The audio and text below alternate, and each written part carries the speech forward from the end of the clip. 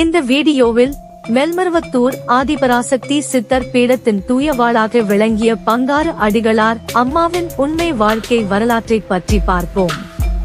பிறப்பு மற்றும் ஆரம்ப வாழ்க்கை. பங்காரு அடிகளார் அவர்கள் மேல்மருவத்தூர் என்ற சிற்றூரில் மார்ச் 3, 1941 ஆம் ஆண்டு பிறந்தவர். அவரது பெற்றோர் சின்னப்பன் மற்றும் மீனாட்சியம்மாள். ஒரு சாதாரண குடும்பத்தில் பிறந்த அவர் ஆரம்பத்தில் பள்ளிக் கல்வியை முடித்த பின்னர் குடும்ப தொழில்களில் ஈடுபட்டார். அறிவியல் பார்வை கொண்ட ஆன்மீக ஞானி.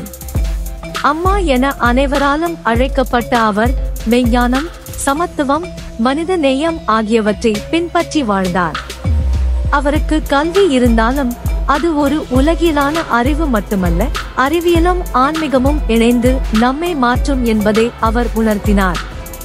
தெய்வீக நிகழ்வுகள். 1970களில் பங்காரு அடிகளார் மீது தெய்வீக சக்தி வந்து அடைந்தது என பக்தர்கள் கூறுகின்றனர். அம்மாவின் உடலில் ஆதிபராசக்தி தெய்வம் நேரடியாக அருள் பாலித்து பீடத்தை வழிநடத்தினார்.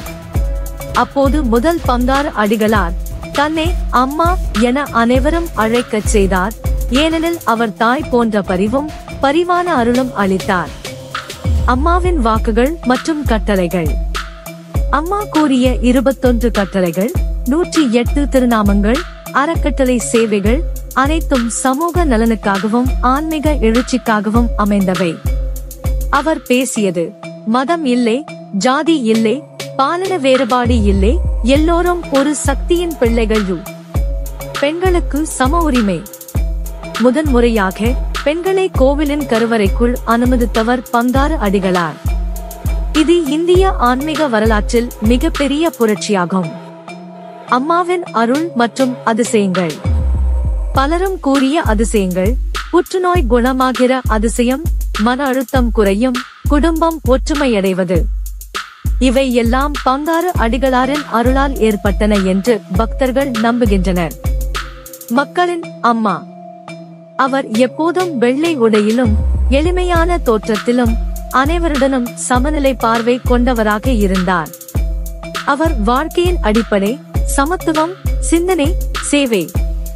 மரணம், ஆனால் ஆத்மா தொடர்கிறது.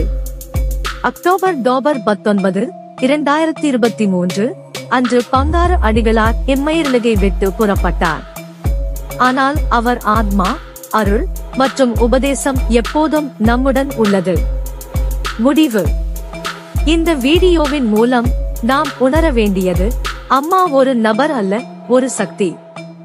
அவர் வாழ்க்கை வரலாறு நம்மை ஆன்மீக பாதையில் நடக்க ஊக்குவிக்கிறது. ஓம் சக்தி.